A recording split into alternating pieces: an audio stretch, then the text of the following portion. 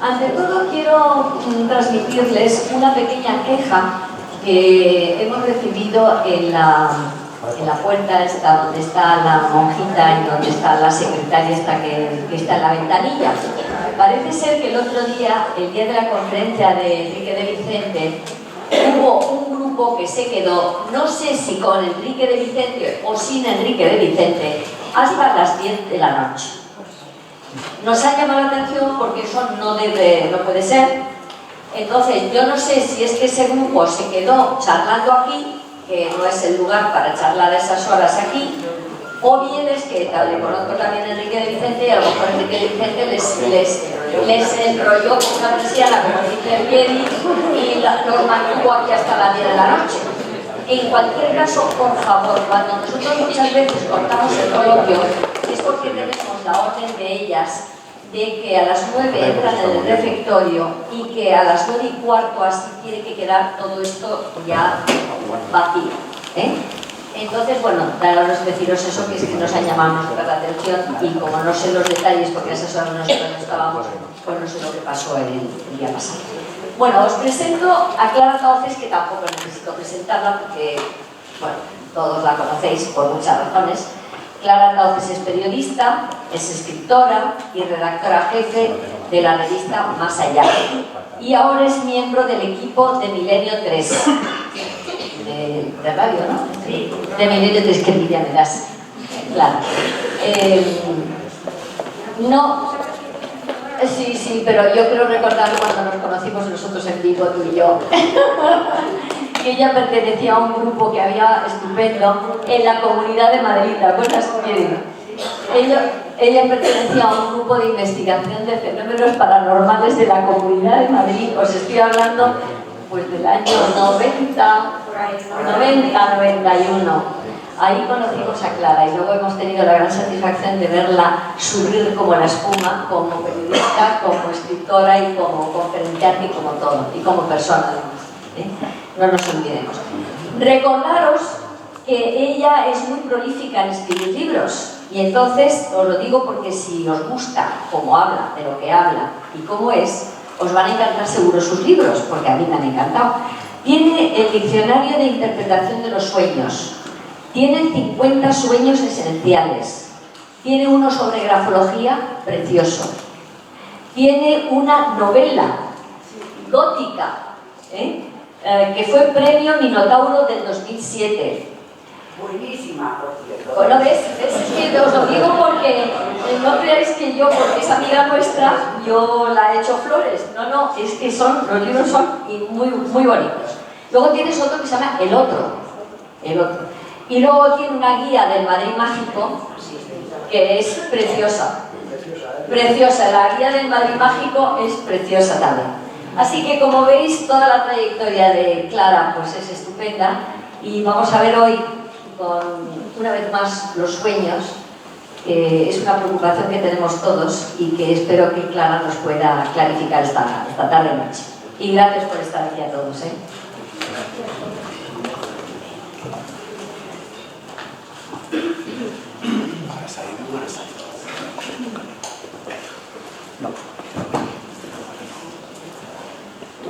Hola, buenas tardes. ¿Me escucháis bien? Sí. Vale.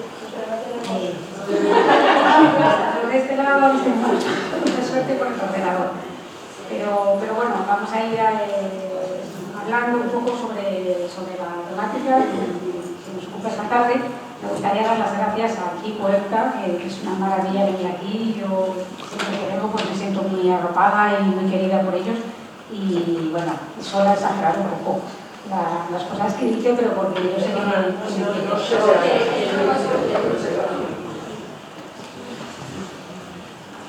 a ver ahora, ¿sí? Que bueno, que decía que son, tiendo a exagerar un poco, pero porque yo sé que me aprecia. Entonces, a veces pues se exalta y me deja demasiado bien de lo que es, ¿no?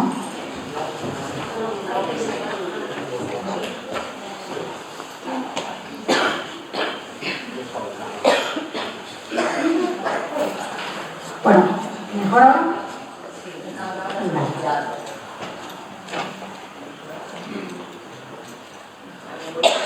¿Sí? Ahora sí, ¿no? Ahora me veo más bien.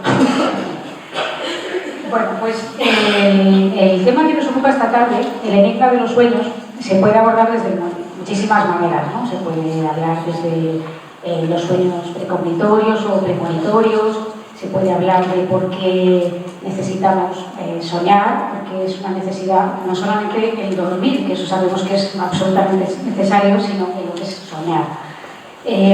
Se puede hablar de sueños lúcidos, se puede hablar de trastornos del sueño, pesadillas y otra serie de trastornos que nos afectan, unos son más frecuentes que otros, incluso algunos están catalogados como enfermedades raras, pero yo he querido un poco abrir un abanico y de tal forma que podamos al final de la charla tener una idea más concreta de lo que puede ser el sueño. El sueño y todas sus variantes, ¿no? La verdad es que si acudimos al diccionario de la RAE y buscamos el término sueño, tenemos dos acepciones principales que son las que nos ocupan. Una es muy simple, muy sencilla, que es acto de dormir. Con eso nos explica mucho, la verdad, pero es lo que pone. Y hay otra acepción que es acto de representarse en la fantasía de alguien mientras duerme sucesos o imágenes. Esto sería un poco la definición que hace por una parte del sueño como periodo de dormición. Esto es una cosa que vamos a tener que ir separando a lo largo de la charla. Y el sueño como elemento representativo del inconsciente durante ese periodo de dormición, ¿no? La verdad es que habría que empezar a decir qué es el sueño realmente, porque yo creo que esta definición que da la RAE no da una idea de la riqueza ni de la complejidad del asunto, ¿no? Pero desgraciadamente no tenemos una respuesta al día de hoy, estando ya en pleno siglo XXI, no tenemos una respuesta para esta pregunta. No sabemos a ciencia cierta qué es exactamente el sueño. Lo que sí sabemos es que llegado a un punto nosotros notamos un cansancio, nuestros músculos empiezan a perder tonacidad, nuestra respiración se relaja, nuestros párpados nos pesan, así incluso ocurre exactamente lo mismo con nuestros miembros, las piernas, los brazos, y vamos a entrar en un estado de relajación profunda y luego a partir de ahí está la nada, es decir, la nada más absoluta en el sentido de que si no se sueña nada hasta que te despiertes es como si hubieras estado muerto realmente.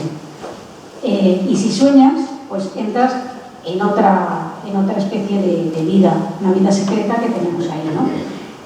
Habría que plantearse, y algunos autores y especialistas en la materia del sueño se lo han preguntado alguna vez, ¿cuál de esas dos vidas, cuál de esos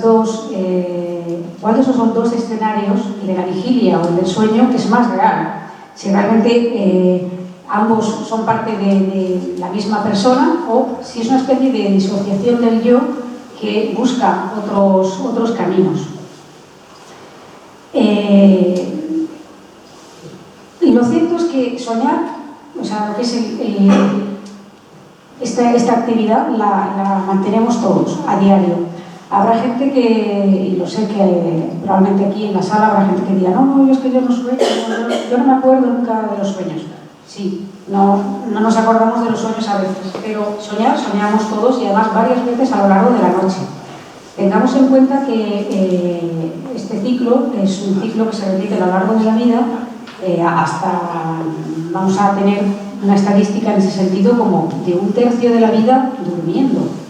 Y dentro de ese tercio hay una buena parte que es soñando, es decir, hablamos de una parte importante de la vida, ¿no?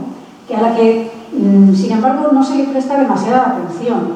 Quizá en la antigüedad, esto hablaremos un poco más adelante, veremos que sí se le daba otro valor, otro sentido, ¿no? Pero hoy, con las prisas, es decir, aquí tú te levantas de la cama, sales pitando porque llegas tarde a trabajar, te has olvidado por completo de esa visión onírica que has tenido, de ese mensaje que has recibido, de esa información que te ha llegado a través del inconsciente, y quizá a lo largo del día, por algo que sucede, retomas ese recuerdo y dices, anda, pues he soñado y qué tal, pero sin darle una mayor importancia, como una mera anécdota. Y yo creo que debería de darse mayor importancia precisamente porque es algo que nos acompaña a diario. y además es una información que se nos está presentando de manera gratuita, esto es muy importante, y nos ayuda, nos puede ayudar si sabemos utilizarlo como herramienta en lo que es nuestro día a día, ¿no? A la hora de tener algún tipo de problema se puede consultar con la almohada, ese viejo dicho que dice, pues bueno, no sé qué decirte, lo consultaré con la almohada, no es ninguna tontería, porque en sueños han surgido grandes creaciones, grandes inspiraciones, las ideas para la resolución de problemas concretos, la creación de inventos, la evocación incluso de elementos que han desembocado en novelas, en películas. En fin, esto es un tema muy interesante, ¿no? De lo que vamos a hablar luego de manera más insistente, ¿no? Cabría preguntarse, por tanto, si la vigilia no será una pesadilla persistente, si la otra vida, la de los sueños, es quizá la vida real, y nosotros pensamos ahora que estamos en la vida real, estamos ahora en la vigilia, nos hemos tomado, se lo agradezco muchísimo, la molestia de venir aquí, por ejemplo, esta tarde, y estamos aquí hablando de este tema, pero ¿quién les dice que esto es más real que lo que hayan podido soñar esta noche? Y para eso voy a poner un ejemplo, porque la realidad no siempre es tan cristalina y tan clara y tan diáfana como pensamos. Si nos paramos a pensar, por ejemplo, este recorrido, lo que han hecho hoy, les pido un poco que hagamos este ejercicio. Desde que se han levantado hasta que estamos aquí, claro, cada uno habrá tenido actividades muy diferentes. Quien haya tenido que ir a trabajar, habrá ido a trabajar, quien no, pues habrá hecho otras tareas. Pero recuerdan exactamente todas y cada una de las tareas que han hecho en el orden en que las han hecho y las cosas que han dicho textualmente o hecho durante este día. Por ejemplo, al venir aquí se coge un transporte público, ¿recuerdan totalmente el trayecto? O sea, yo les hago esta pregunta porque si nos paramos a pensar, quizá nos vamos a dar cuenta de que no, de que hay cosas que las tenemos un poco como si fuera un sueño, ¿no? Un poco borroso. Y esto es lo que nos da pie a pensar que hay como dos realidades. Quizá, claro, ya decirles que esto que estamos viviendo es un sueño sería un poco psicodélico y de locura, ¿no? Pero yo lo dejo ahí para la reflexión y sobre todo para hacer notar que igual de importante es esa vida onírica como la vida que estamos experimentando en este momento, porque de hecho lo que estamos hablando hoy aquí, puesto lo que quiera, con quien quiera, probablemente va a influir en los sueños que van a tener esta noche, porque el conocimiento del sueño, de todo lo que rodea a los sueños y al sueño fisiológico, genera que se plantee el inconsciente, al menos una serie de preguntas, y las deje ahí flotando. Y quizá esta noche alguna de ellas aflore en algún sueño. Es decir, que son vidas que aparentemente están separadas, pero están bastante interrelacionadas, unos procesos con los otros, ¿no? Bueno, esta imagen que esto sí que es psicodelia pura, incluso marea, no miren mucho por si se quedan hipnotizados, pero como decíamos, no tenemos una respuesta para saber hasta qué punto es importante el sueño o por qué soñamos, ni también lo que es el sueño fisiológico, por qué es necesario, ¿no? Se han realizado una serie de experimentos importantes a lo largo del tiempo, pero no quizá suficientes, por un asunto muy concreto, y lo van a entender enseguida.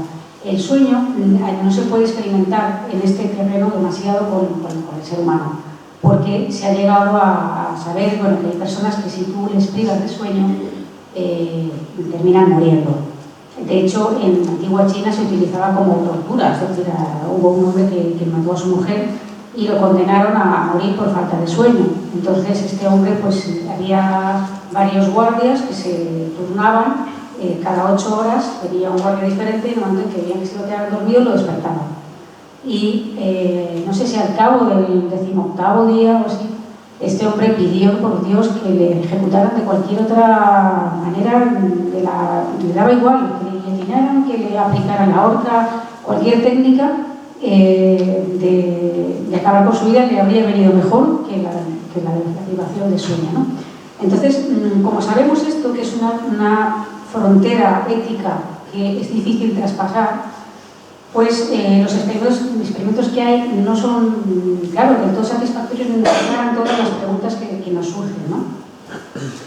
Entonces, uno de esos experimentos se realizó en 1971 por parte de un equipo de científicos llamados Britton, Tobias y Wilkinson, que experimentaron con 3 soldados británicos con la privación del sueño. Querían comprobar que en personas británicos, soldados bien preparados y tal, hasta qué punto la falta de sueño podía afectar a las tropas.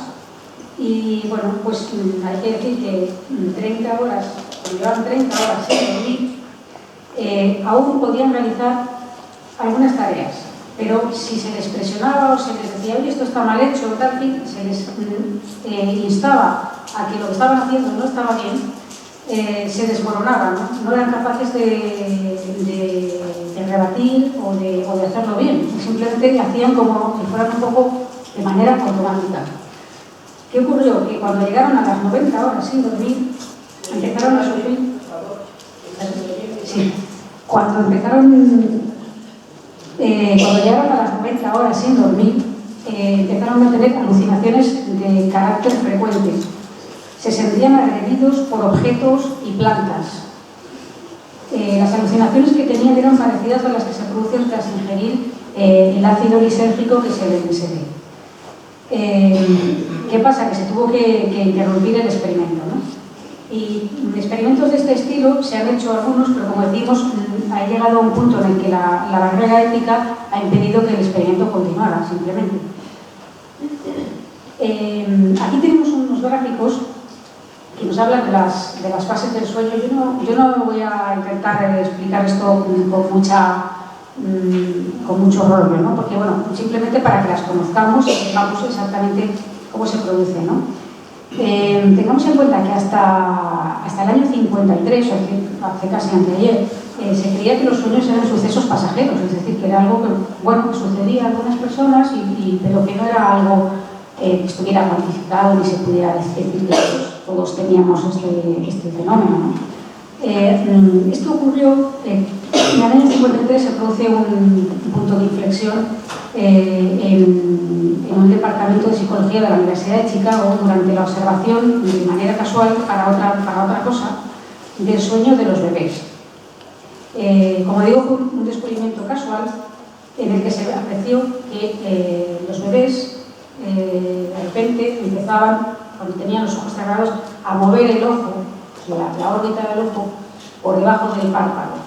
Esto se bautizó como movimiento REM, como movimiento Rapid Eye Movement, que es las siglas en inglés, y se descubrió que esto era así con todos los niños. Entonces, claro, un poco ya con sospechas de que esto podía ser algo interesante, se decidió repetir este experimento con adultos, y lo que hacían es que cuando llegaban a esta fase en la que empezaban a mover los ojos, se les despertaba y se les preguntaba ¿qué hacía? ¿Qué estaba usted haciendo? ¿Qué pasa por su cabeza? Entonces solía contestar más de un 70% que pues es que estaba soñando. Entonces con las estadísticas se llegó a comprobar que efectivamente esto era así, que muchos de los sueños se producían durante esta fase. Digo muchos de los sueños porque hay un mito, y es que parece que solamente se sueña en la fase REM, y no es así. Se sueñan también en las fases no REM, o son sueños diferentes, ¿no? Bueno, nosotros digamos que al estar despiertos nos vamos relajando y vamos entrando en un estado de relajación profundo y nos vamos haciendo ajenos al mundo que nos rodea. Entonces, esa relajación, pues como decíamos, se produce una disminución de lo que es la presión arterial, los músculos empiezan a pesarnos, hay situaciones en las que vemos que parece que nos vamos a quedar dormidos, nos entra sueño, cerramos los ojos y al final caemos. Vale.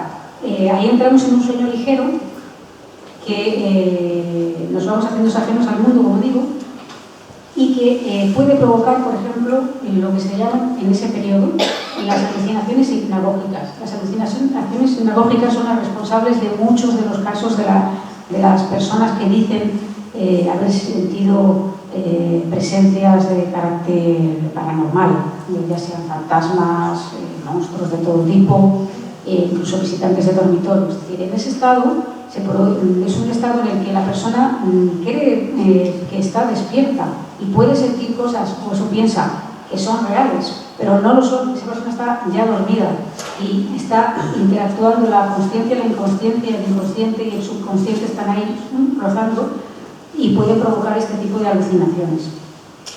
Después se cae en un sueño más profundo y aquí aparece ya la fase, digamos, de los sueños REM, como propiamente se habla, y pasamos así prácticamente toda la noche, es decir, intercalando fases de sueño profundo con otras fases de sueño ligero, con algún ligero despertar en el que es breve, a lo mejor ni siquiera nos hemos dado cuenta de eso, y decimos, es que me he dormido el tirón. No, o sea, hay una parte en el momento seguro que has despertado, pero no lo recuerdas. Y en ese despertar se vuelve a iniciar otra vez todo el proceso a lo largo de la noche, entramos en ciclos de sueño ligero, sueño profundo, hasta el despertar final de por la mañana.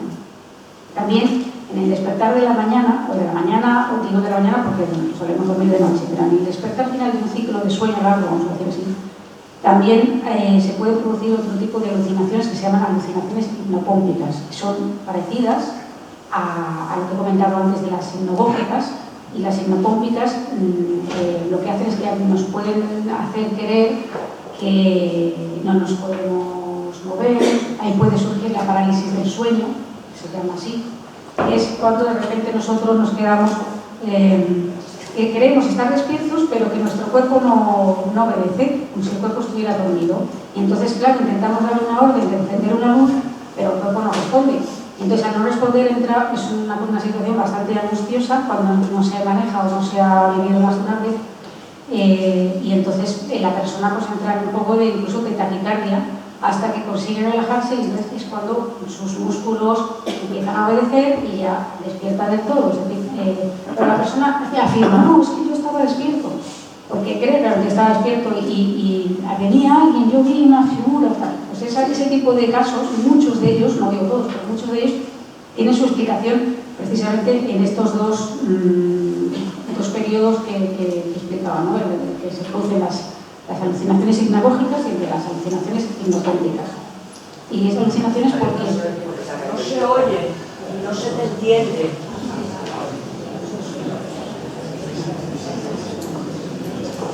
A ver.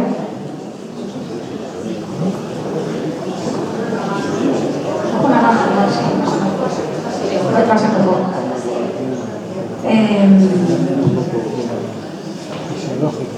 Bueno, como decía, pasamos así toda la noche en este tipo de baile, de ciclos y de situaciones que nos van conduciendo a sueños ligeros, sueños profundos, sueños ligeros, despertar, sueños profundos, sueños ligeros, etc., hasta que se cumple un ciclo de unas entre 7 u 8 horas, que todavía esto depende bastante de las personas. Los niños, los bebés, por ejemplo, cuanto más pequeño es una persona, necesita dormir más horas que un adulto. Un bebé puede dormir en 12 horas fácilmente del tirón. Y en cambio una persona cuando es más adulta, cuando tiene más edad, a lo mejor necesita 2 o 3 horas máximo. Es decir, los ciclos se van acortando. Como vemos, paradójicamente a lo que parece, es decir, nosotros todo esto sucede mientras estamos tumbados en una cama, en un sofá o donde estemos tumbados, ¿no? Paradójicamente el cuerpo no está en movimiento. Paradójicamente nosotros no estamos hablando con nadie, pero paradójicamente nuestro cerebro está más activo que nunca en ese momento, porque no deja en ningún momento de descansar, se produce un descanso, una pausa. Esto se llama precisamente sueño paradójico, y es porque el cuerpo, la mente en concreto, es lo que está activo en ese momento. Y esto es importante conocerlo, porque así cada uno tiene que ver un poco cuáles son sus ciclos y cómo se reproducen. Hay algunas aplicaciones, ya para hacer un toque, algo que si a alguien le interesa probarlo, gratuitas, como una aplicación que se llama Dream On, que está disponible para, que yo sepa, para iPad y para teléfono iPhone. Luego no sé si se habrá salido ya para Android, pero esto te registra, aparte de te hace una serie de pruebas con los sueños, te registra un ciclo de sueño y tú ves tu patrón de sueño más o menos. Al final de la noche se te graba una gráfica de cómo ha sido tu patrón de sueño. No es un patrón lógicamente exacto como el que pueden hacer en el laboratorio del sueño, pero bueno, para hacerse una idea no está mal. Este tipo de laboratorios normalmente vienen a nuestra vida cuando se producen trastornos del sueño importantes, ¿no? Por ejemplo, pesadillas recurrentes muy insistentes que nos agobian, que nos impiden realizar una vida, digamos, normal.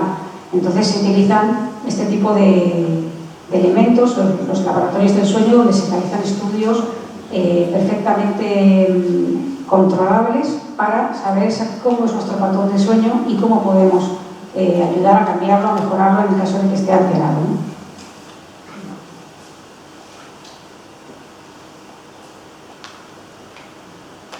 Bueno, esto es una imagen representativa de lo que son esas alucinaciones hipnagógicas, hipnapómpicas que pueden acecharnos.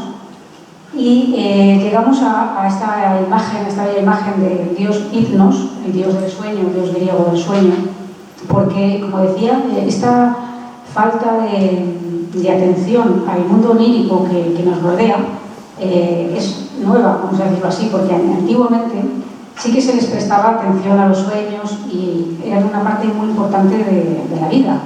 Como digo, la presencia del dios Hipnos nos da una idea de hasta qué punto los sueños tenían relevancia para los pueblos antiguos. He citado el griego, pero también en Roma y también en el Antiguo Egipto, en China. Es decir, ahí la importancia siempre se le dio en la antigüedad, e incluso con la creación de templos como este, que es el templo griego de Asclepios, donde se eligió como un lugar de energía sanadora para las personas enfermas que acudían allí a dormir, así como no quieres la cosa, y a tener sueños con fines para ellos curativos, ¿no? El rito se fue transformando a lo largo del tiempo y al final ya no eran los propios enfermos los que acudían a soñar, sino que acudían a los encargados del templo, los terapeutas, que empezaron a hacer las veces de sacerdotes y de intérpretes del sueño. Es decir, había que ir allí y decir, mire, pues a mí me pasa esta cosa, que yo tengo aquí un problema muy gordo y tal. Y entonces, bueno, cuéntemelo usted. Entonces se lo contaba, y entonces el terapeuta era el que se echaba a dormir y preguntaba por el problema de ese consultante para darle una solución.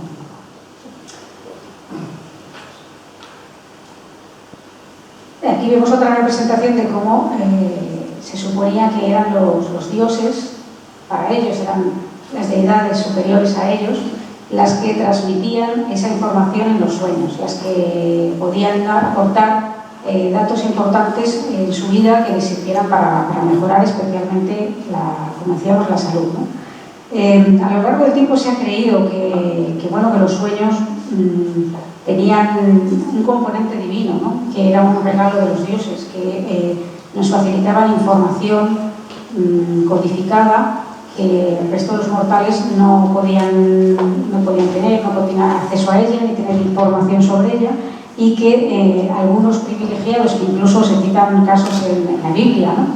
Tenían esa facultad de interpretar esa visión onírica que se tenía durante los sueños y poder dar una solución a problemas incluso de estado, ¿no? Como decimos también, la parte curativa era muy importante, o ellos pensaban que los sueños podían ayudarnos a sanar determinadas patologías, y que pues cuando se realizaba de un modo adecuado la comunicación con los dioses daba sus frutos y se obtenía esa respuesta que se andaba buscando. Vemos aquí unas representaciones de esto que decimos, ¿no? De cómo eran los dioses y las entidades que estaban, para otros eran quizá las entidades que estaban en otro plano, no necesariamente dioses, pero sí en un plano superior, que eran las que facilitaban esa información durante el sueño. Aquí incluso vemos esta representación de lo que hablábamos antes del sacerdote que preparaba al paciente para quedarse inmerso en el sueño y poder ayudarle. Y bueno, llegamos a una parte más moderna, porque llega un momento en que esto pues se destierra. Es decir, esto se empieza a considerar una tontería, que como los dioses van a hablar, pero vamos, hombre, ¿dónde se ha visto, no? Que tengan los dioses a hablar aquí, a decirnos lo que hay que hacer. Somos nosotros los que nos transmitimos esa información a través del inconsciente, a través del inconsciente y a través del subconsciente. Y en ello tuvo mucha buena parte de responsabilidad, con teorías algunas equivocadas, otras acertadas, pero en cualquier caso se le considera el padre del psicoanálisis, a Sigmund Freud, que curiosamente escribió un libro titulado La interpretación de los sueños. Estamos hablando del año 1900, apenas se tiraron 500 ejemplares y 6 años después de su publicación apenas se habían vendido 350 ejemplares, o sea, fue un fracaso editorial para la época. Y sin embargo hoy La interpretación de los sueños es el libro más vendido de sueños en el mundo. No sé cuántos millones lleva, pero una barbaridad. Las teorías de Freud entroncan siempre con que los sueños en general son válvulas de escape de la mente ante la represión. Es decir, si alguien tiene un problema que está reprimiendo durante la vigilia, por ejemplo, imaginemos un ejemplo que no es un ejemplo inventado, es un ejemplo de un sueño que me ha llegado varias veces por diferentes vías, ¿no? Alguien tiene un problema con su jefe en el trabajo. Pero claro, a su jefe no le puede decir, oiga, usted que esto está mal hecho, que esto usted es tonto, porque le despiden. Y entonces se lo traga y cuando se lo traga 40 veces, quizá a la 41 sueña con que mata a su jefe. Entonces claro, se levanta y dice, Dios mío, me ha matado a mi jefe, ¿no? Y eso es porque se está reprimiendo esa respuesta en el consciente, en la vigilia, en decirle lo que realmente se piensa al jefe, y entonces la forma de decir, bueno, yo tengo que eliminar esta angustia de alguna manera, y lo que se reprime durante el día se descomprime por la noche. Esta es una de las funciones que se cree, y para mí tiene bastante lógica, que cumplen los sueños, ¿no? Es decir, el utilizarse como, imaginemos que somos como una olla, y en la olla, pues bueno, una olla a presión, va cogiendo su calor, va allí el cocido haciéndose poco a poco, y llega un momento en que si no se abre la olla, con cuidado, pues la olla está allá, ¿no? Entonces esto venía a ser un poco lo mismo, sería una especie de represión que ejercemos conscientemente durante la vigilia, porque hay cosas que no las podemos decir, simplemente no quedaría bien hacerlo, y entra por otro sitio. ¿Qué ocurre? Decía Freud que, por ejemplo, estamos ahora, es un ejemplo que él ponía, ¿no? Que él estaba dando una conferencia, estamos aquí, por ejemplo, hablando ahora, y de repente entra un señor y dice, pues esto que están hablando es una tontería, porque los sueños no significan nada, no sé qué, no sé cuántos, y si monta un escándalo, pues probablemente alguien le dirá, oiga señor, márchese, o se sienta y se calla, o márchese, ¿no? Entonces, ese señor se marchará, es lo que decía Freud, pero si su mensaje, el que quiere dar, es importante, aparecerá disfrazado de otra manera y volverá a entrar a la sala.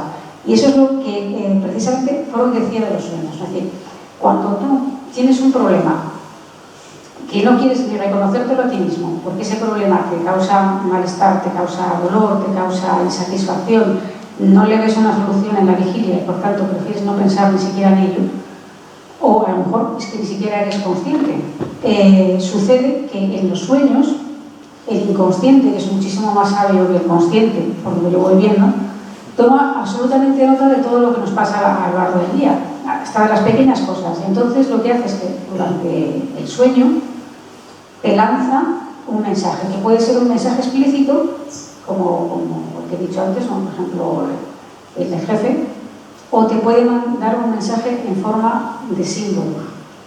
Ahí entramos en un concepto ya mucho más interesante y más complejo, pero eso es lo que él, en resumidas cuentas, pensaba, ¿no? Que los símbolos, que muchas de las cosas que soñamos no es que sean textuales, ¿no? Si nosotros en un sueño vemos que un elefante sale volando, evidentemente dices, bueno, ¿esto qué relación tiene conmigo? No sabemos a lo mejor interpretarlo. Pero es un símbolo y tendrá su significado, sobre todo si es un sueño que se repite en el tiempo, si es un sueño que se llama recurrente, ¿no? Entonces, para esto es lo que sirven los diccionarios realmente, para intentar aprender un poco esa simbología, qué quiere decir, y que luego nosotros mismos podamos aplicarla a nuestro caso personal y particular. Claro, para mí, si tengo que poner un pero a Freud, el pero que le pongo es que todas sus investigaciones con relación a los sueños utilizó a pacientes suyos, como psiquiatra que era y psicólogo, para teorizar sobre este asunto. Entonces lo hacía en base a personas que tenían algún trastorno de que fuera. Y claro, yo creo que eso tendría que haberlo hecho, eso se le criticó mucho en su momento, con personas sanas, porque probablemente las situaciones que han vivido, personas que tienen algún tipo de problema psicológico y demás, grave, no pueden ser aplicadas a las que tenga una persona sana. Entonces, eso es uno de los fallos que, en mi opinión, tuvo Freud, y eso, y luego, sobre todo, otro, que es el ofrecer, intentar dar una explicación pansexualista a todo objeto y símbolo viviente. Es decir, si venía una mujer y decía que he soñado que me ponía una corbata. Claro, porque usted es una reprimida sexual. Entonces, claro, a veces, bueno, a veces una corbata es una corbata. A lo mejor la corbata es un símbolo de mando también, un símbolo de poder. Y él lo lleva casi todo al terreno sexual.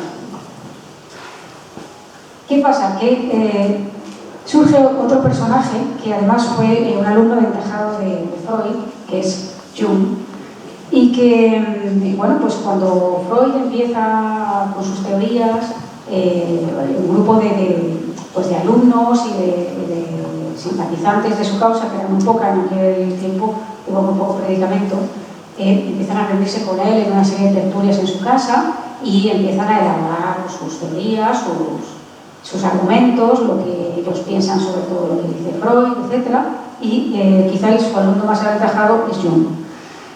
Y lo que pasa es que Jung va un paso más allá de Freud y, de hecho, terminó por apartarse de él, acabaron fatal entre ellos, se estableció una rivalidad y Freud nunca llegó a perdonar a Jung. Y sobre él escribió, en lo que a Jung concierne parece haber perdido el juicio, se está comportando como un loco. Esto es lo que decía Freud de Jung. Y la cuestión es que Jung se centró en la teoría del inconsciente colectivo. Él elaboró, cogió, digamos, lo bueno de Freud, lo que a él le parecía que era bueno de sus teorías, pero lo que no, lo desechó, y entonces intentó aplicarlo a algo más que el inconsciente de las personas, de cada uno de nosotros. Él lo llevó al inconsciente colectivo como una especie de registro desde el inicio de la humanidad, donde está el conocimiento en forma de símbolo. Escribió un libro que se llama El hombre y sus símbolos, que yo recomiendo vivamente, por si les interesa el tema, no lo han leído, que les puede ser bastante interesante.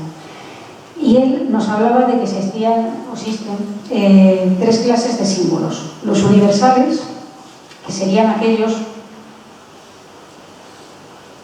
Esto sería, por ejemplo, una representación del hombre, o sea, una persona durmiendo, y los símbolos que hay en ese inconsciente que está por la zona más baja, ¿no? Y este símbolo que he puesto haría referencia a los símbolos universales. Los símbolos universales para Jung y para otras personas que han continuado sus teorías son aquellos que tienen un significado igual en cualquier parte del mundo, ya sea que estemos hablando ahora aquí en España como que estemos hablando de un señor que está en Nueva Zelanda. Porque serían símbolos que están imbuidos en nuestro inconsciente colectivo casi desde el principio de la humanidad, ¿no? El fuego, por ejemplo, es un símbolo que viene de la época de las cavernas. Cuando alguien se encontró con que de repente un día cayó un rayo, una gran tormenta, ellos no conocían el fuego, y se prende fuego, cae un relámpago, un trueno y se arma una hoguera, claro, ellos se acercan, tocan y ven que eso quema. Y entonces por otra parte, aprenden a domesticar el fuego, a saber cómo utilizarlo, y ese miedo ancestral al fuego se cree que procede de la época de las cavernas, ¿no? Entonces eso sería un símbolo universal que significaría lo mismo, tanto, como digo, en diferentes lugares, apartados del mundo, con culturas que no se conocen entre sí. De hecho, se han hecho estudios en ese sentido muy interesantes de preguntar en diferentes lugares muy apartados, por ejemplo en tribus remotas, qué significaba para ellos soñar con fuego, y ellos decían que para ellos era un símbolo de guerra. Y claro, es un símbolo de aviso, es un símbolo de que hay que prestar atención, de que algo importante está pasando en nuestra vida. Por otra parte, tenemos los símbolos locales. Los símbolos locales, he puesto este ejemplo de los pilotos porque yo creo que nos sirve para ahondar en esta cuestión. Los símbolos locales hacen referencia a un colectivo o a un grupo de personas con unos mismos intereses dentro de un marco más amplio, ¿no? Por ejemplo, para el colectivo de los pilotos, soñar con aviones tiene un significado que generalmente se va a asociar a su trabajo. Sin embargo, para cualquiera de nosotros que no somos pilotos, soñar con un avión, por ejemplo, tiene otro significado distinto, que para cada uno será diferente según sus experiencias, según las ganas que tenga de evadirse de este mundo en este momento, o las ganas que tenga de coger vacaciones, o quizá no quiera oír hablar de aviones porque le dan miedo. En fin, como decimos, las interpretaciones personales son las que dominan, porque somos muchos y somos muy diferentes, ¿no? Pero las locales sí que nos dan una idea de que tienen que ver con determinados colectivos, como el puesto de los pilotos, pero cualquier otro. Es decir, pues, por ejemplo, en el colectivo médico, enfermeros, el soñar, estás en un hospital, es parte de su trabajo. Y en cambio, una persona que sueña que tiene que ir al hospital, pues no está de trabajo. Y, si me hace caso, aquí está. Los símbolos, por último, los símbolos personales. Como decía, los símbolos personales son muchísimo más amplios y ahí está toda la dificultad, donde reside realmente el problema para poder interpretar un sueño de otra persona, ¿no? Aquí he puesto un ejemplo que es el gato. El gato, habrá en esta sala, por ejemplo, ¿hay alguien que no le gusten los gatos? ¿Ha tenido una experiencia mala con los gatos? Bueno, veo que se levantan algunas manos. ¿Hay alguien que le gusten los gatos? Ay, bien. Pues queda claro que hay división. Es decir, parece ser que dominan en este caso, los gatos tienen más poderío, ¿no? Pero hay personas que han levantado la mano porque no les gustan. ¿Por qué no les gustan? Pues usted, por ejemplo, que levantó la mano.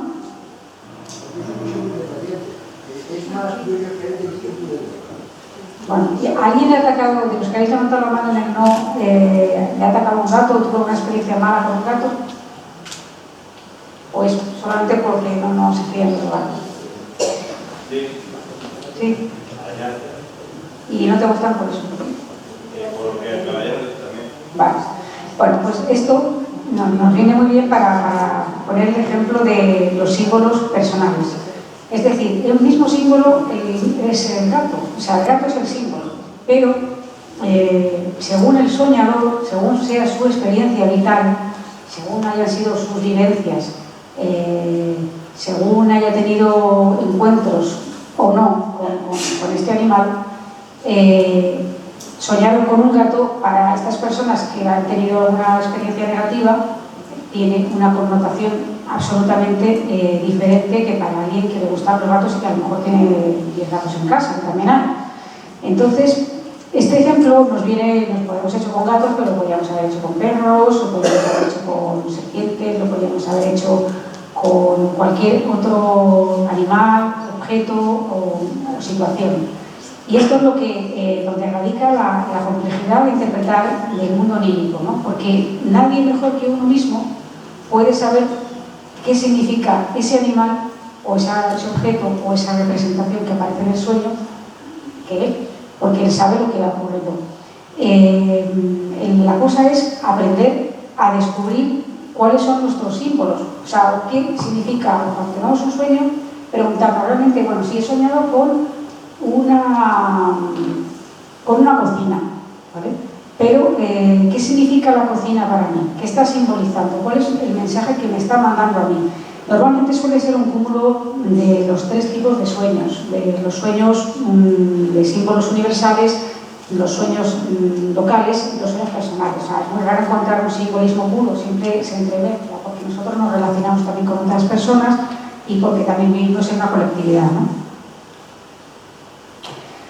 Entonces, bueno, ¿cuál es la forma de averiguar eso de los símbolos personales? Y decir, bueno, a ver, a mí que sí, todo esto muy bien, pero yo, para mí, ¿para qué me sirve, no? No, eso es lo que suele la gente querer. Bueno, pues hay formas de hacerlo. Lo primero es llevar un diario de sueños. Para llevar un diario de sueños es un poco rollo, yo lo digo, pero es efectivo. Es un poco rollo porque nadie que se despierte en mitad de la noche pues tiene ganas de coger una libretita, aunque la tenga al lado de la silla y ponerse a apuntar.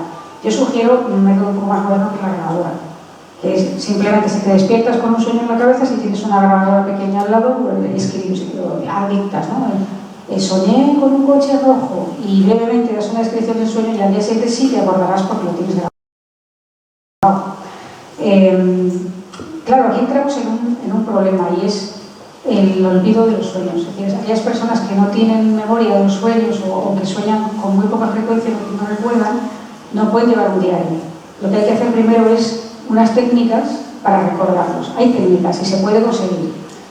Normalmente los olvidos de los sueños vienen por una especie de censura que se realiza justo al despertar, que a lo mejor ese sueño es importante, pero nos turba y nos provoca malestar y, ojo, que hay que indagar ahí en algo que no me apetece. Y entonces, ¿qué hago? Lo olvido. Uy, se me ha olvidado. Pero que es fácil de olvidar. Es decir, tú saltas de la cama, te metes en la ducha, desayunas, sales corriendo y ya no hay mejor remedio para olvidar el sueño. Yo propongo lo contrario, que es cultivar ese sueño para andar en él, porque a veces cuando un sueño se vuelve repetitivo es porque el mensaje es muy importante, ese mensaje está destacando algo importante. Entonces, las técnicas son, como digo, llevar un diario de sueños. Si te acuerdas de ellos, está bien, porque activa que recuerden los sueños y, curiosamente, vamos a descubrir cosas interesantes en torno a ellos, ¿no? Pero también está la técnica del despertador, que yo no la recomiendo, que es poner el despertador a altas horas de la madrugada, a una hora en la que se calcule más o menos que ya estás entrando en un sueño profundo y que estás en un periodo REM. Se puede calcular desde la hora que yo me acuesto a tal hora, pues entonces calcula 4 o 5 horas tal, a las 5 de la mañana.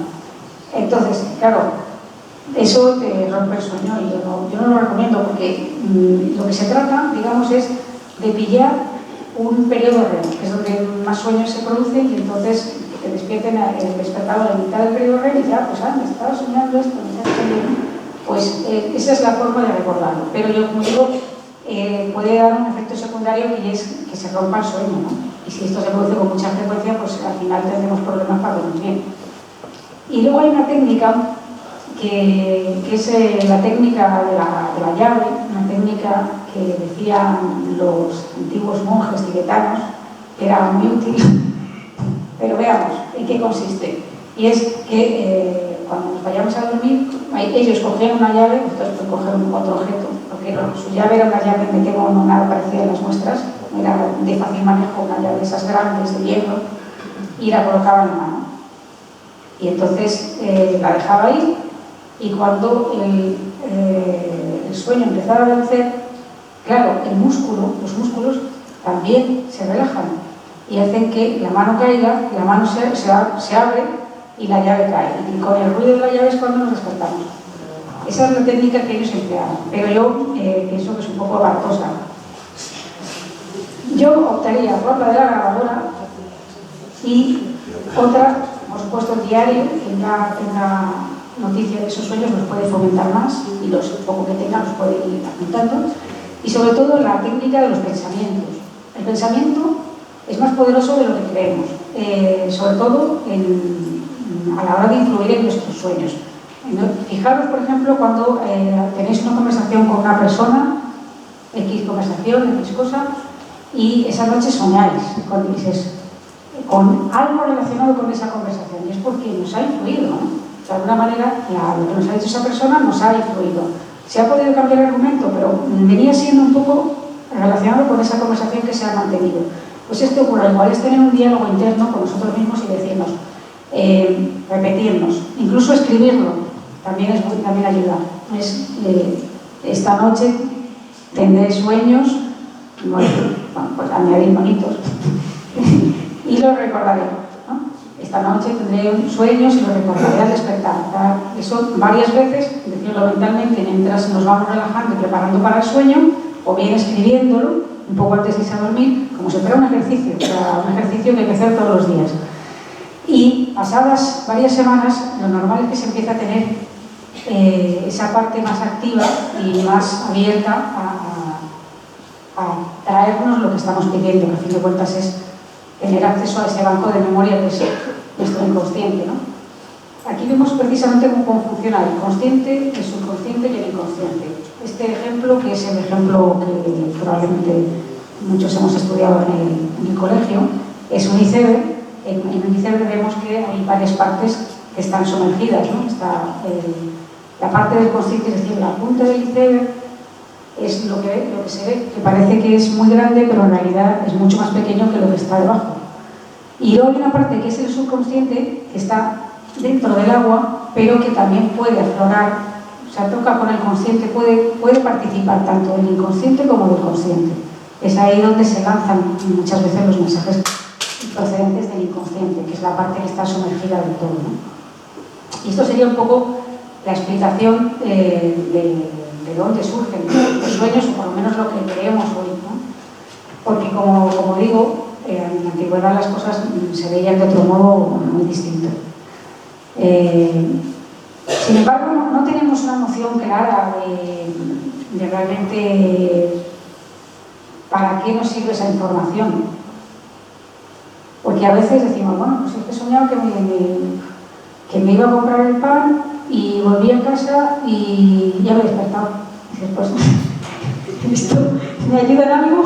Aparte de recordarme que tengo que ir a comprar el pan. Pues no, ¿no? Claro, no todos los sueños tienen un papel revelador o de mensaje o de aviso. Algunos simplemente cumplen una función, yo imagino en la mente como si fuera un disco duro, y en este disco duro nosotros vamos metiendo información con un pendrive, así, hasta que llega un momento que el disco se llena y nos dice aquí no tengo más. Y entonces tenemos que liberar esa información, o bien sacarla del disco duro con otro pendrive, o borrar, o hacer algo. Entonces lo que hace la mente durante el sueño muchas veces es desechar lo que nos sirve, no desecharlo de manera para siempre, es decir, sino guardarlo en un compartimento, digamos, como más olvidado, pero sigue estando ahí. Y esa información se puede recuperar a veces en forma, pues si tú estás en un sitio y de repente hueles un perfume y dices, anda, si esto es el perfume de fulanito, o menganita. Sabes perfectamente que ese olor corresponde con esa persona, aunque sea una persona que hace mucho tiempo que no ves. O sea, nada se pierde, pero sí que se reorganiza y se establece como un orden de prioridades, como unos ficheros para sacar aquello de lo que nos importa más en ese momento, ¿no? Eso de decir, yo ya no llega un momento en que a lo mejor no puedes guardar más datos de los que ya te caben, porque dices, bueno, a mí dejarme con lo simple, me quedo con lo otro, ya no quiero saberlo porque no me cabe. Porque es verdad que llega un momento que parece que la memoria está saturada, ¿no? Cuando estamos muy cansados, recordamos peor, tenemos que intentar hacer memoria o incluso echar mano de apuntar las cosas, y eso es porque el cerebro está saturado. Entonces, la forma de liberar esa información es a través de los sueños, de limpiar un poco esto para que podamos seguir almacenando información, porque nos llega información a diario, ¿no? Bueno, y aquí llegamos entonces a unos sueños. Pero antes de empezar con este personaje que vemos aquí, ¿no?, que tiene cara un poco rara, os diría, ¿no?, que un par de ejemplos de cómo los sueños nos avisan, porque el inconsciente es más astuto que el consciente, y que son sueños que a veces también se pueden confundir con sueños premonitorios y que no lo son. Un ejemplo, por ejemplo, de este tipo de sueños, de falsos sueños que llamo yo, es el caso de una mujer que, bueno, sueña que se asoma al balcón y el balcón se cae y se mata. Esta mujer, ¿qué hace? Se despierta muy angustiada y lo primero que hace es ir al balcón. Va al balcón y descubre que hay una grieta. Se dice, esto, como si no, yo no lo había visto antes. Sí lo había visto. Es decir, cada vez que se asomara al balcón, desde que esa grieta empieza a aparecer, probablemente el inconsciente fue tomando nota y diciendo, oye, aquí hay un peligro potencial, esto en algún momento se puede romper. Pero como el consciente no es consciente, valga la expresión, de eso, el inconsciente sí ha visto, pues lo deja correr hasta que dice, oye, que esta grieta ya tiene en fin, que aquí o viene un obrero o te arreglas esto o te caes. ¿Y qué hace? Para que sea consciente, mandarle el sueño. Y entonces, de esa manera ella mira en el balcón y descubre la grieta. Eso es lo que llamamos un sueño de aviso, que habría gente que diría, pues es que es un sueño premonitorio. No, es un sueño de aviso. Luego hay otro sueño bastante interesante que además nos pone de manifiesto la utilidad que decía de llevar un diario de sueños, ¿no? Y es el caso de un comerciante británico, O'Brien, que empezó a tener un diario de sueños, empezó a apuntarlos y llevaba como 8 meses tomando nota de estos sueños. Y un día descubre, empieza a leer para atrás y dice a ver qué soñaba hace meses, y empieza a darse cuenta de que hay un sueño que se repite insistentemente. Y da igual en el momento que sea el sueño, pero él acaba en una silla de ruedas. O bien porque no puede mover las piernas, o le persigue y no puede correr, o se quiere levantar de un sitio y ve que las piernas no le responden, o sea, todo relacionado con las piernas. Había soñado como 33 veces eso. Claro, él dice, ¿y esto por qué? Y resulta que unos meses después sufre una parálisis y se queda inválido de cintura para abajo. ¿Podría ser un sueño premonitorio?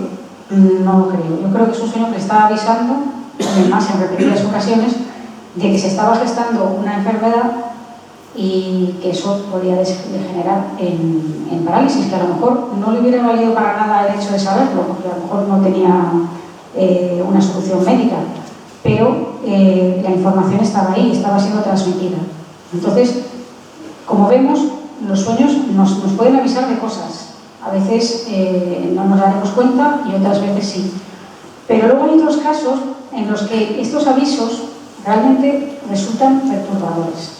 Y entramos aquí a contar brevemente 3 casos que son muy interesantes y muy impactantes, ¿no? Este es el caso del médico de Luis II de Baviera, que es a quien vemos en la imagen. Un doctor joven que bueno, fue su médico personal durante largo tiempo, especialmente cuando a Luis II de Baviera se le diagnostica un trastorno mental, y entonces que este médico, que además era psiquiatra, pues bueno, se marcha con él. Pero antes de que esto ocurriera, es decir, cuando el doctor Guden era todavía mucho más joven, y antes de que estuviera trabajando para Luis II de Baviera, él tenía un sueño que se le repetía mucho, pero no sabía interpretar. La pesadilla era que en sí mismo él se veía muriendo, ahogado, junto a alguien a quien no podía ver el rostro, luchando a brazo partido por sacarle del agua, pero como el otro no podía sacarle y no se dejaba sacar, al final se ahogaban los dos. Este sueño lo comentó y lo dejó reflejado por escrito varios años antes, porque le tenía un poco, pues, claro, inquieto, aunque no sabía por qué. Y bueno, sucede esto que digo, y es que al monarca, Luis II, le habían diagnosticado esquizofrenia paranoide y no podía estar solo, tampoco podía estar gobernando. Entonces el doctor Gudel se traslada con Luis II de Baviera a un castillo en el que cerca de él hay un lago, el lago Starnberg, y allí pasan un tiempo para que se intente recuperar y estar bien, ¿no? Y bueno, pues el caso es que el 13 de junio de 1886 no se sabe bien qué ocurrió. Las teorías dicen que Luis II de Baviera intentó suicidarse, que el médico que estaba con él se tiró al agua para intentar salvar la vida, pero el resultado es que los dos aparecieron ahogados en ese lago. Y bueno, de alguna forma la premonición del doctor Gudel se cumplió. Ese es el lago Starnberg del que estábamos hablando. Esa cruz precisamente marca el lugar donde murieron ahogados y siempre está con flores, ¿no? Es un caso que, bueno, parece de película, pero fue así, fue tal cual. Luego tenemos otro caso. Vemos que aquí nombre, apellido, nacimiento, defunción, para que queremos completar la esquela, ¿no? Pero no es por yo que quiera completar esta esquela, sino porque tiene que ver con la siguiente historia. Había un naturalista llamado Edwin Reed, bueno, pues que era un prestigioso, como digo, naturalista británico, fundador y primer director del Museo de Historia Natural de Concepción, en Chile. Desde muy joven era ya secretario honorario de la Sociedad Entomológica, ayudante del Museo de Ciencias Naturales de Bristol. Luego llegó a Chile en 1869, lo contrataron por el Museo de Historia Natural. Y su función fue dedicarse a catalogar la flora y la fauna nacional junto a otros colegas, y finalmente se quedó en Chile y para cimentar el nacimiento del Museo de Valparaíso. Si les cuento todo esto es para que entiendan que era un hombre de ciencia, un hombre bastante racional, una persona poco dada a la inventiva o a las imaginerías, y en un momento determinado él tuvo un sueño que le dejó muy impactado y que también contó a varios familiares, y es que él soñaba que paseaba por una avenida, al final de la cual se daba cuenta de que no era una avenida normal, sino que había tumbas a los lados, y al final había una tumba de mármol, y en esa tumba ponía su nombre, ponía Edwin Reed y una fecha. Ponía Edwin Reed, naturalista, 7 de diciembre de 1910. Esto lo soñó encontrándose en perfecto estado de salud, años antes.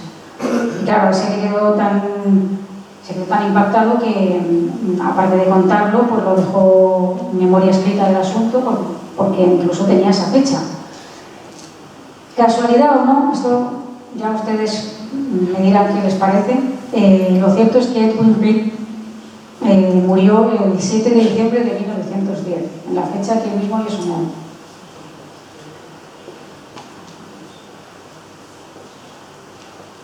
Bueno, parece que ahí. Bueno.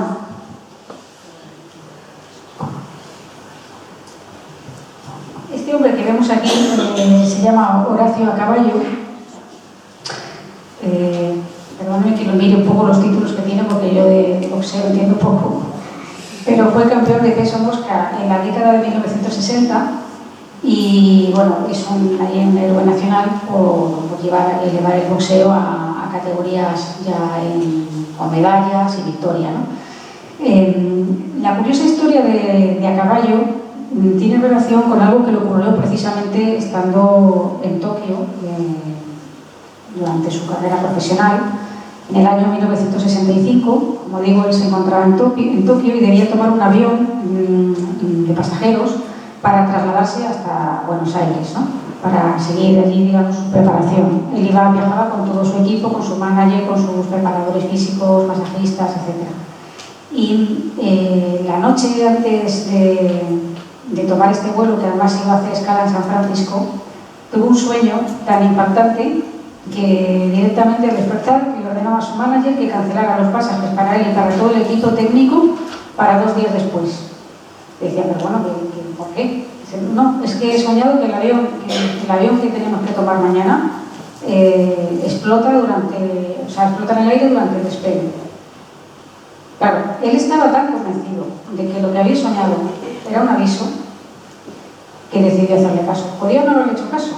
Si no hubiera hecho caso, pues a lo mejor estaríamos hablando en otros términos de esta historia, pero el caso es que él hizo caso. Cancelaron los pasajes, los cambiaron de fecha y el avión este que él iba a tomar efectivamente estalló en un problema durante el despegue y estalló casi en la maniobra. Claro, son 3 casos, hay muchísimos más, ¿no? Yo he cogido 3 casos que a mí particularmente me impactan por, primero, su sinceridad, es decir, este señor no tiene ninguna necesidad de inventarse esto, ni tampoco de cancelar unos pasajes que valen una pasta por un capricho.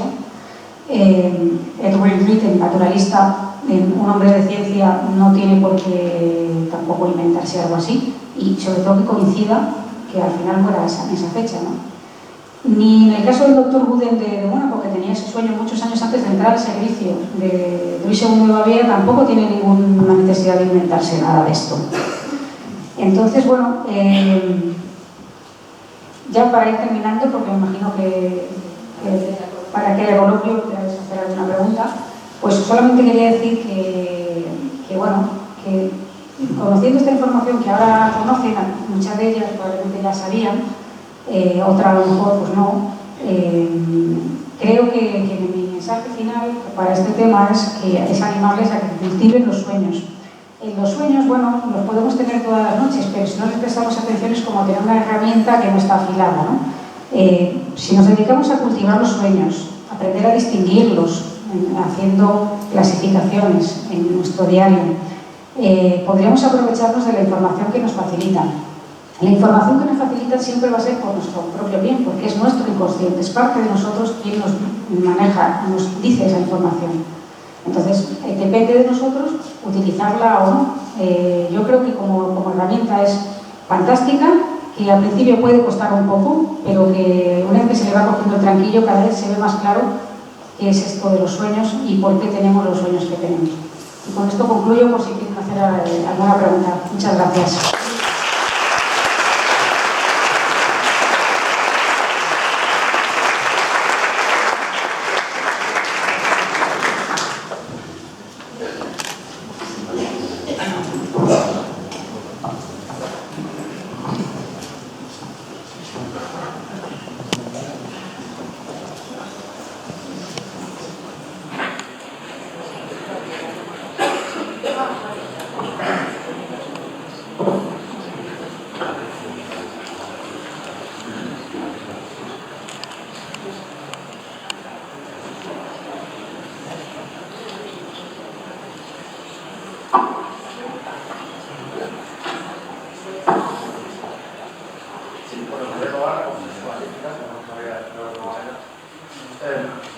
Casi no estoy tomando decisiones.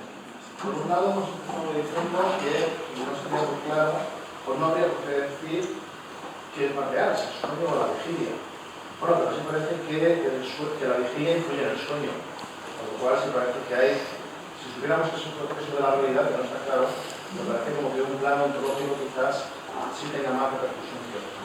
Lo que hemos estado diciendo también, pues es como que la vigilia repercute en el sueño. Y de hecho, inclusive los sueños, de alguna manera, se puede manipular para que tú tienes una cosa o para otra.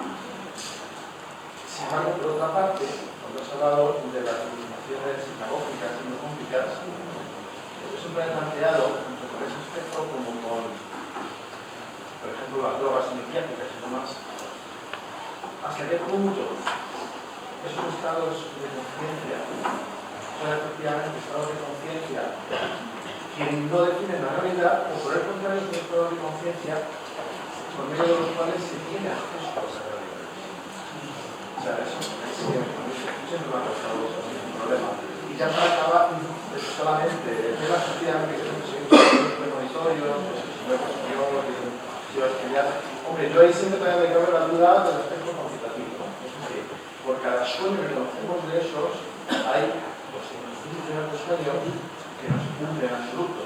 Es estadísticamente necesario, igual que una persona le toca la lotería, pero se pagan 1000 billetes, es estadísticamente necesario que algunos sueños se cumplan dentro de sueños que idealmente no se cumplen.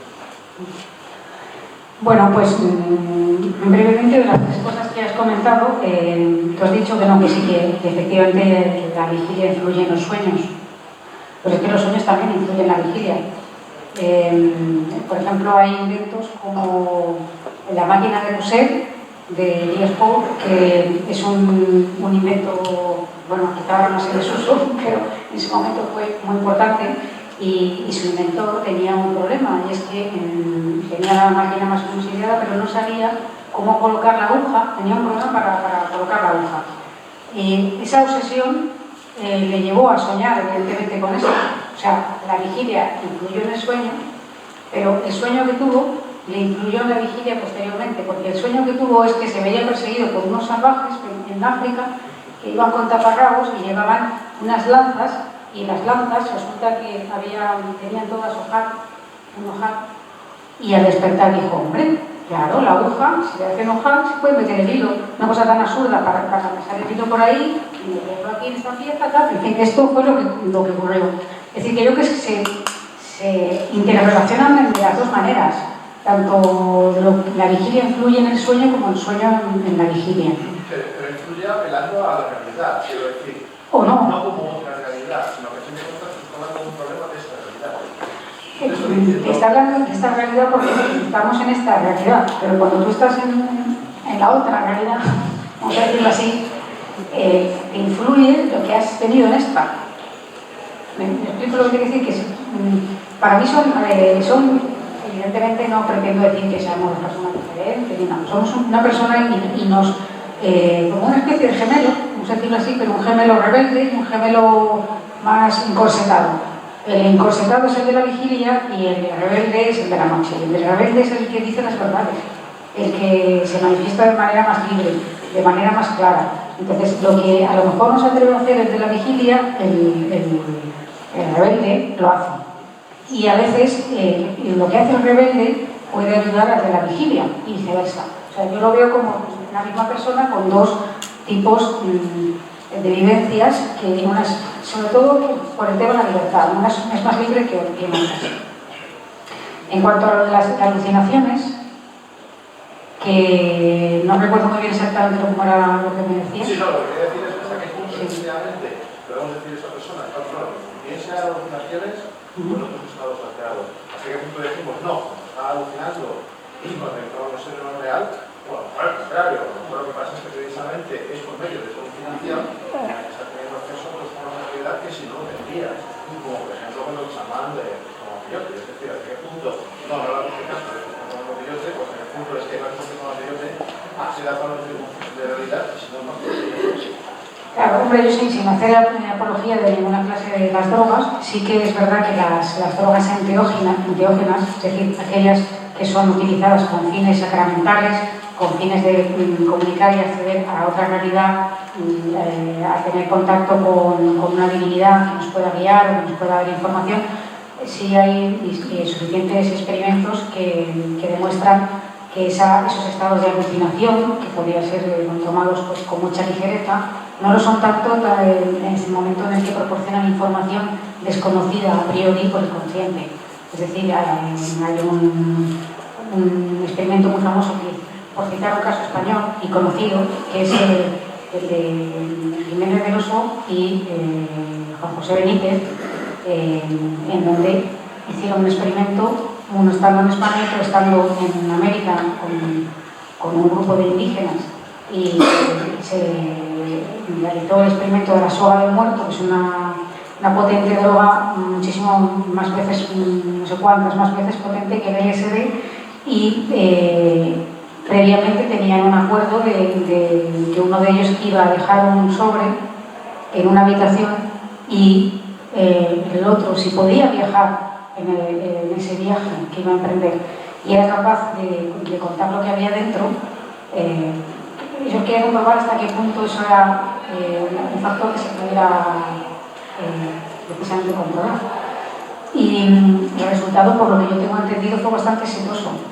Es decir, no solo se dijo lo que había dentro del sobre, que perdón, no me acuerdo lo que había ahora mismo, sinceramente, pero que era algo que no podía conocer de modo alguno la otra persona. Así que en ese sentido yo sí pienso que de hecho pues, pueden ser puertas o formas de entrar en otro nivel de conciencia. Que si es bueno ese nivel o no es bueno, pues depende como todo el uso que le hagamos. O sea, para mí las drogas sintéticas o las drogas que se utilizan en Occidente con fines lúdicos no cumplen esa función sagrada de los enteógenos. Entonces, como ya la mecánica o la dinámica por la que se establece ese consumo de drogas no tiene nada que ver con lo que se hacía o lo que se hace en las culturas chamánicas, pues los resultados obviamente son desastrosos.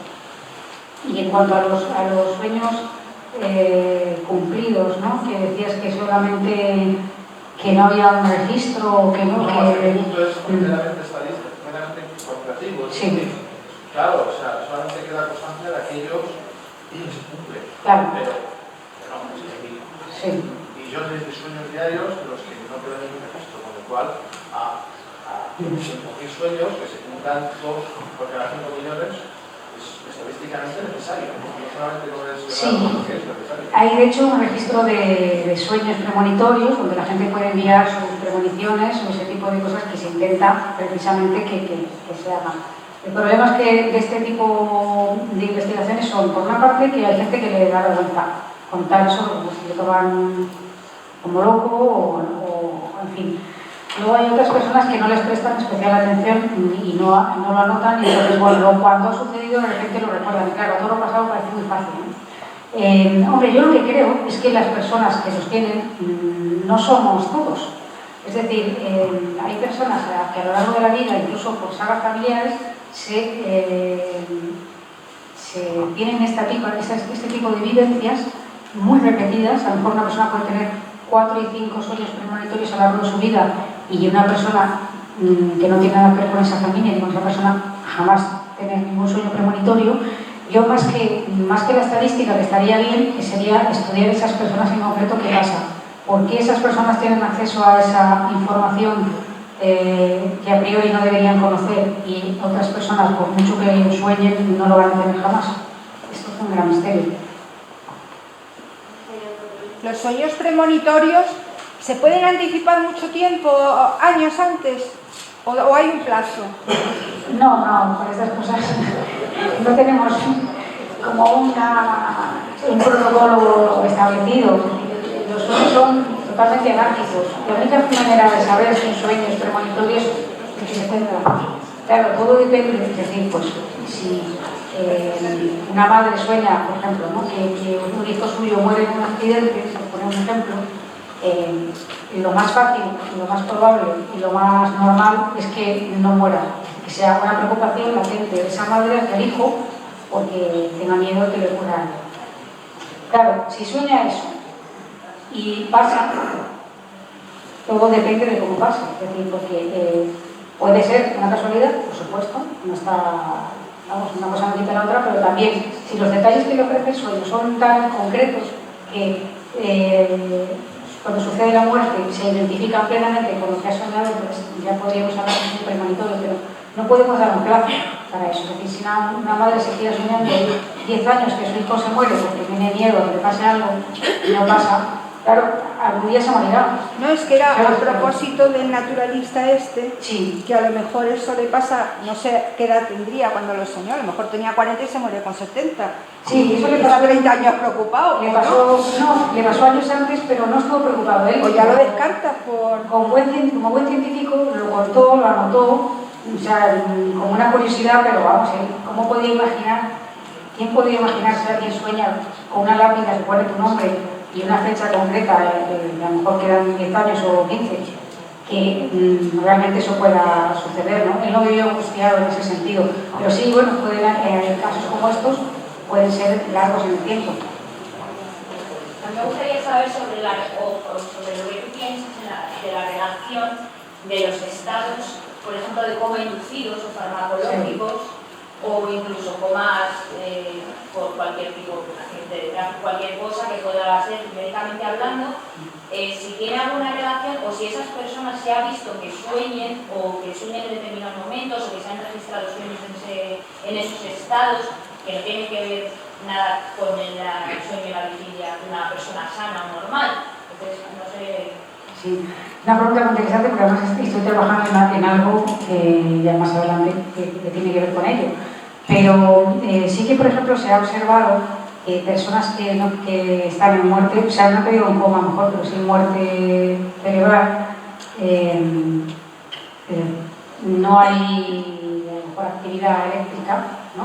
que se manifieste al hacer un encefalograma, por ejemplo, ¿no? Pero, sin embargo, si esa persona logra, tiene la suerte, la fortuna de salir, pues muchas veces cuenta, ¿no? Pues si yo he visto todo lo que está pasando aquí, he visto que la enfermera me ha dicho esto y vosotros habéis ido a hacer esto, es decir, que se contradice con la actividad eléctrica que aparentemente no hay en ese estado, con lo que dice la persona, pero lo que dice la persona que coincide con lo que ha sucedido, que no es un invento, que no, a mí me parece, no.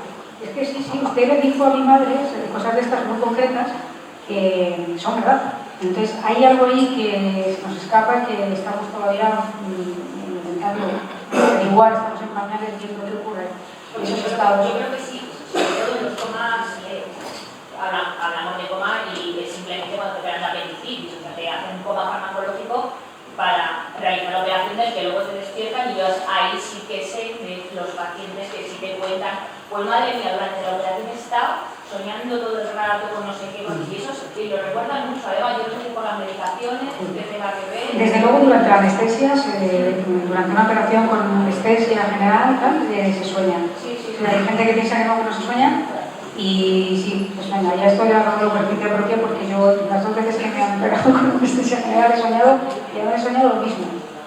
Ellos saben, pues a ver, ahí sí te puedo decir, pero el otro pues claro, que cuenten un tema de muerte cerebral o tal y que no exista esa actividad eléctrica y sin embargo haya información, eso me desconcierta, ¿no? Ya no tanto como muerte cerebral, sino por ejemplo comas, pues tipo el nombre que ahora mismo está lleva 2 meses en coma inducido, que no es que para la recuperación, etcétera.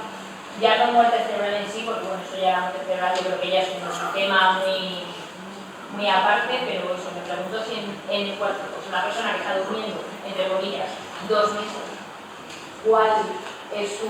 Yo, de personas que he hablado, con el tema del coma, hay gente que no, hay de todo, ¿eh? Hay gente que no recuerda absolutamente nada, es como si hubiera estado muerta, directamente, es decir, no tiene recuerdo más que incluso ni siquiera del mismo accidente, por un ejemplo, ¿no?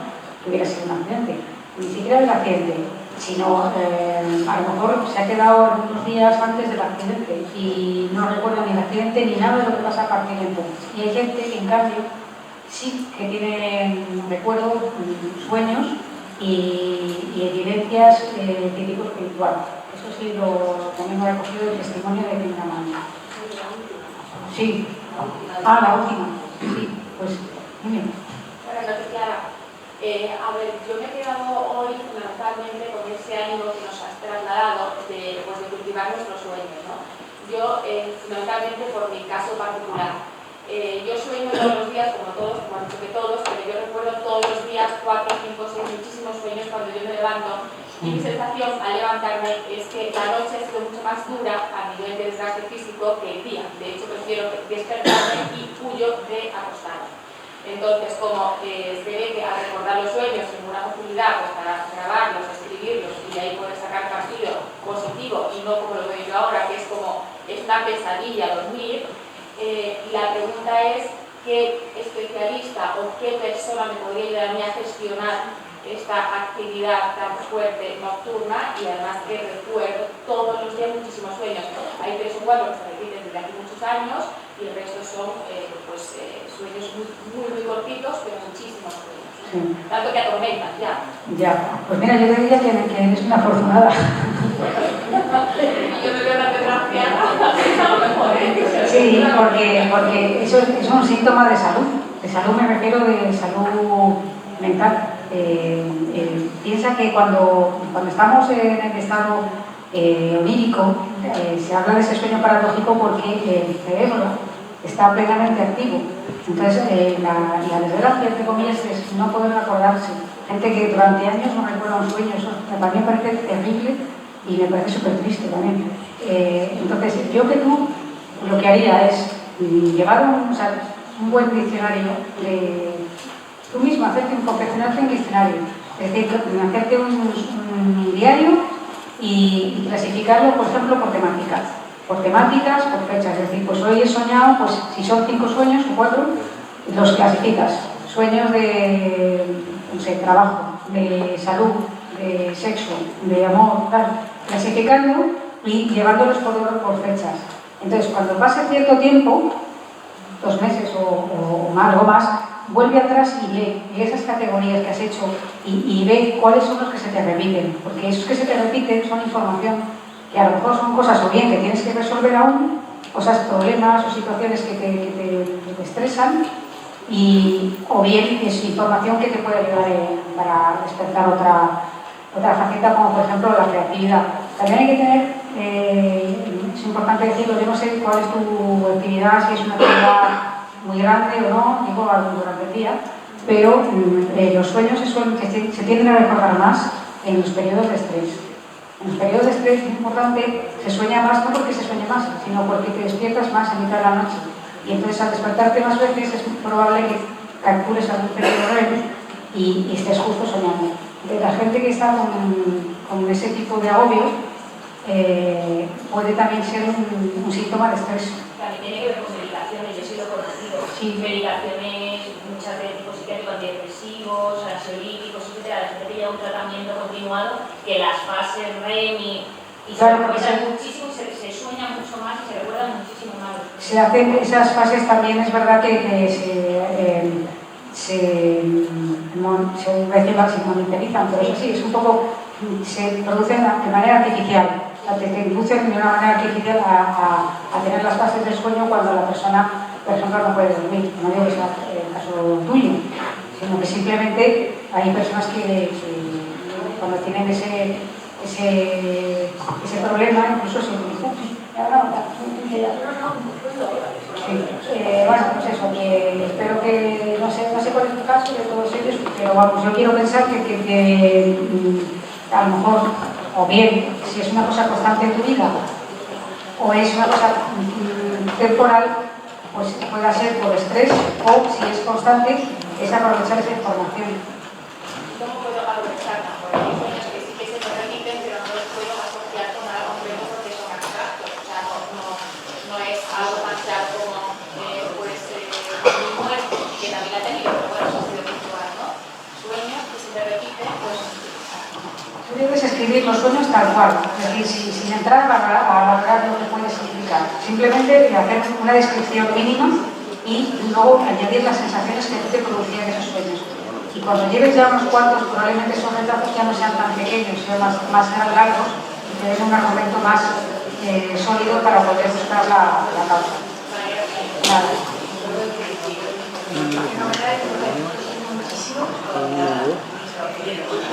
Antes de dormir,